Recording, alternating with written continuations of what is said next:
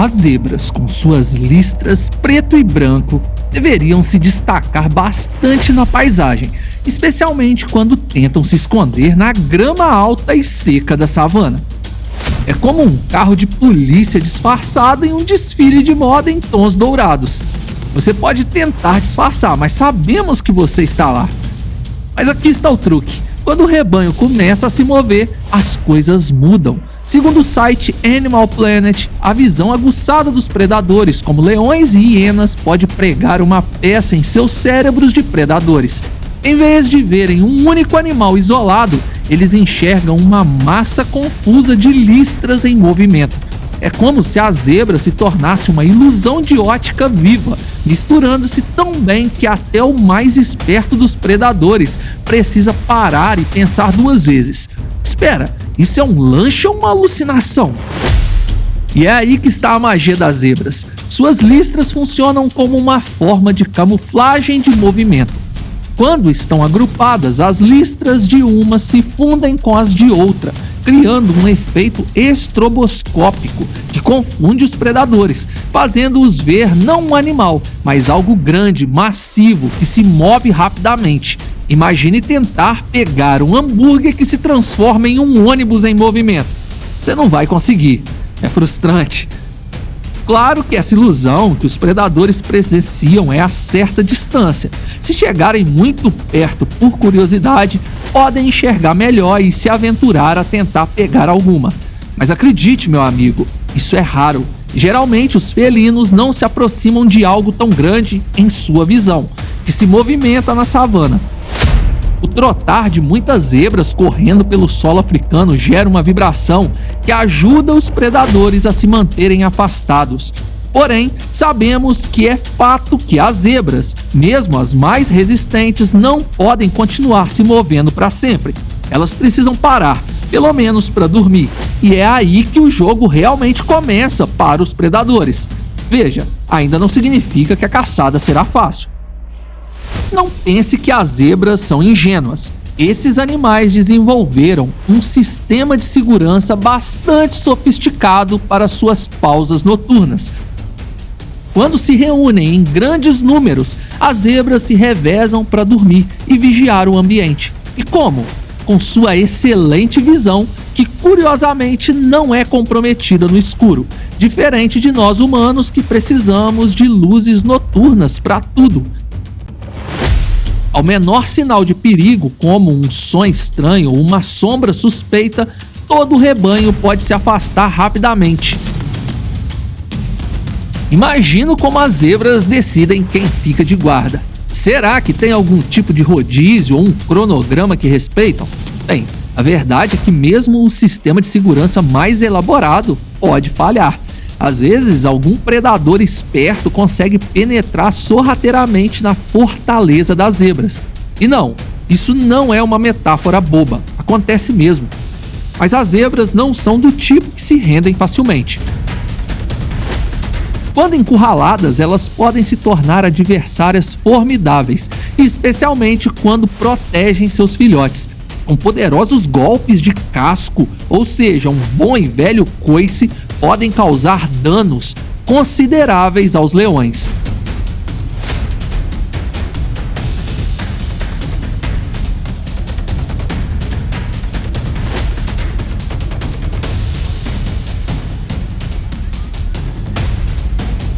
Se uma zebra está ferida, o rebanho pode se unir ao redor dela, formando uma espécie de barreira protetora. E pelo visto, essa estratégia tem dado certo, porque, bem, as zebras ainda estão por aí em grande número. Isso nos leva a uma questão interessante, a seleção natural. Se algo não funciona, é improvável que continue a ser usado, certo? Esse é o fundamento da sobrevivência do mais apto.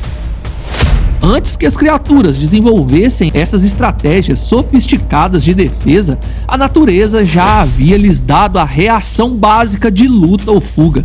Sem essa resposta, provavelmente não teríamos uma rica biodiversidade como a que temos hoje. E não são apenas as zebras que usam a estratégia da confusão em massa para sobreviver. Os peixes, por exemplo, se agrupam em cardumes reduzindo a chance de qualquer indivíduo ser comido. É a velha estratégia do vamos confundir o inimigo ou vamos tentar parecer mais fortes e maiores do que realmente somos. Além disso, essa técnica é exclusiva para se proteger de predadores. Até os parasitas têm mais dificuldade em atacar uma massa de animais do que um indivíduo isolado. Por exemplo, moscas varejeiras, que são insetos sugadores de sangue, transmissores de várias doenças, têm dificuldade em atingir cavalos de Camargue, que se reúnem em grandes grupos. A lógica é simples, é muito mais difícil para o parasita encontrar um hospedeiro em um grupo denso.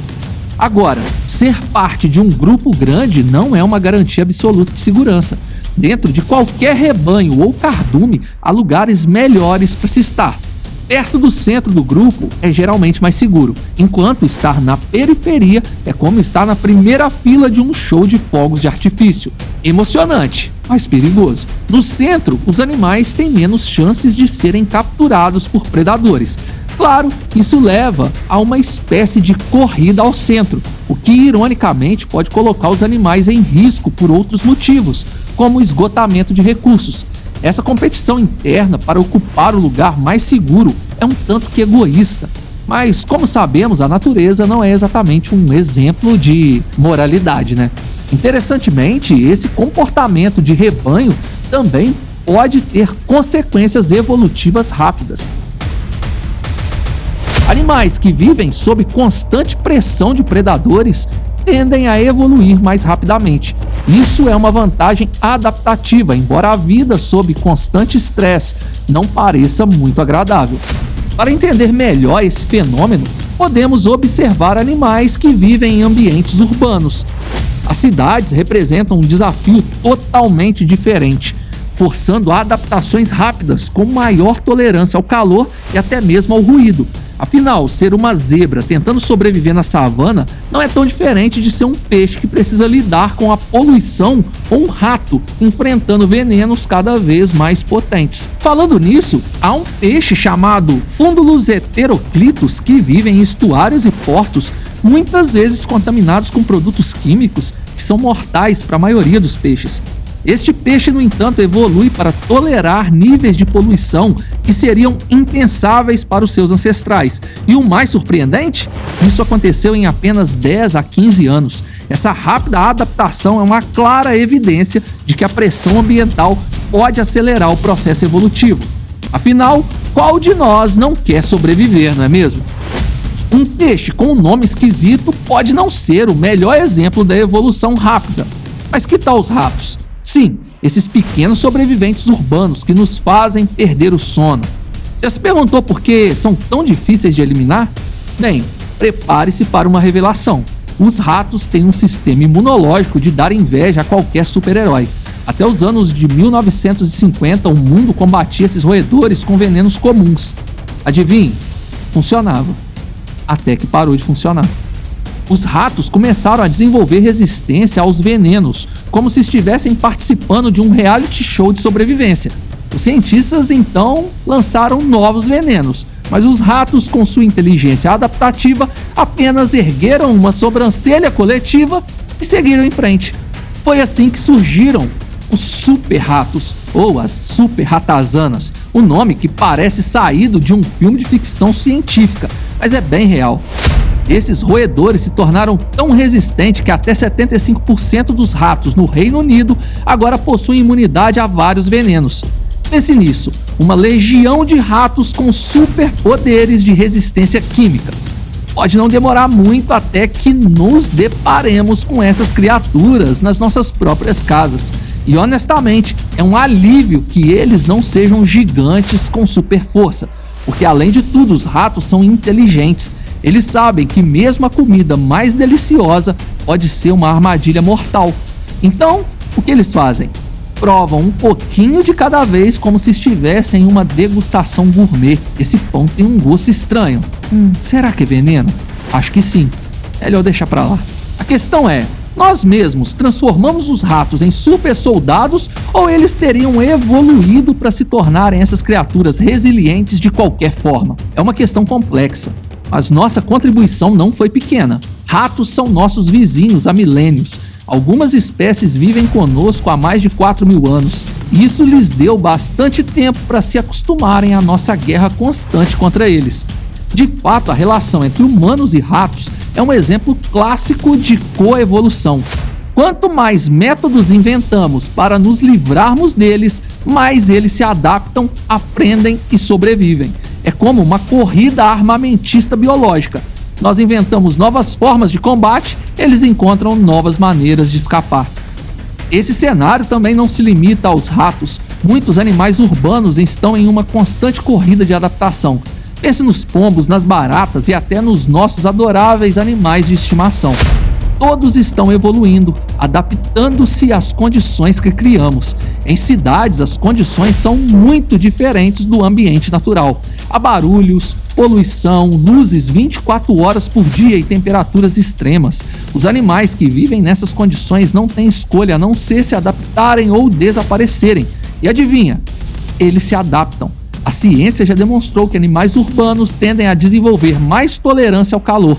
Isso é consequência direta da ilha de calor urbano, um fenômeno em que as cidades são significativamente mais quentes do que as áreas rurais circundantes, devido à absorção e reemissão de calor por edifícios e asfaltos. E não, viver em uma metrópole não vai transformar você em um mutante do X-Men, mas acelera a evolução, pelo menos para os nossos amigos animais. Se você está pensando em se mudar para a cidade, aqui está um argumento interessante. Superioridade evolutiva. As cidades, com todos os seus desafios, estão forçando uma rápida evolução em várias espécies. Isso inclui desde o desenvolvimento de novos comportamentos até adaptações físicas. Aves urbanas têm sido observadas construindo ninhos com materiais inusitados, como fios e plásticos, e ajustando seus cantos para serem ouvidos acima do ruído da cidade. Além disso, animais que vivem próximos a humanos frequentemente desenvolvem comportamentos de tolerância ao estresse que seus equivalentes selvagens não possuem. Eles aprendem a navegar em ambientes urbanos, a usar fontes artificiais de alimento e a evitar perigos como carros e predadores humanos. Então, o que estamos vendo é um fascinante laboratório de evolução ao vivo. As cidades, com todas as suas peculiaridades, estão moldando a vida selvagem de maneiras inesperadas. No entanto, essa não é uma história de sucesso unilateral. O estresse constante e as condições ambientais adversas também têm um custo. Por exemplo, a exposição contínua a níveis elevados de luz artificial pode interferir nos ciclos naturais de sono e atividade dos animais, levando a problemas de saúde e redução de expectativa de vida. No contexto humano, as cidades também desempenham um papel interessante na nossa própria evolução. Um estudo publicado em 2010 sugeriu que a urbanização antiga e moderna poderia estar relacionada ao fortalecimento do sistema imunológico do humano. A ideia é que viver em proximidade com outras pessoas aumenta a exposição a patógenos, o que, por sua vez, pode favorecer a seleção de genes que conferem resistência a doenças. Isso não quer dizer que devamos parar de praticar boas práticas de higiene, ou que a aglomeração seja uma estratégia evolutiva desejável, especialmente em tempos de pandemias globais. Mas é um lembrete de como as pressões ambientais podem moldar não apenas a biologia dos animais, mas também a nossa. E claro, ao lado mais sombrio dessa evolução urbana. Animais que vivem em cidades muitas vezes enfrentam desafios de saúde devido à poluição do ar, acesso limitado a habitats naturais e competição por recursos escassos. E isso pode levar a uma série de problemas de saúde, desde doenças respiratórias até desnutrição. Além disso, o aumento do contato com humanos e seus resíduos pode expor os animais a toxinas e patógenos que eles não encontrariam em ambientes naturais. Então, a próxima vez que você ver um rato espreitando nos becos ou um pombo empoleirado em um prédio, lembre-se de que esses animais são sobreviventes, adaptando-se a um mundo que muda rapidamente. Eles são a prova da incrível capacidade de adaptação da vida na Terra e um lembrete de que, enquanto continuarmos a modificar o ambiente ao nosso redor, a vida continuará a encontrar maneiras de se adaptar, às vezes de maneiras que nunca poderíamos prever. Se inscreva no canal e nos ajude a chegar a 500 mil inscritos. Sua inscrição e like são gratuitos e você ainda fica por dentro de todos os vídeos que postamos por aqui. Obrigado por assistir, fui!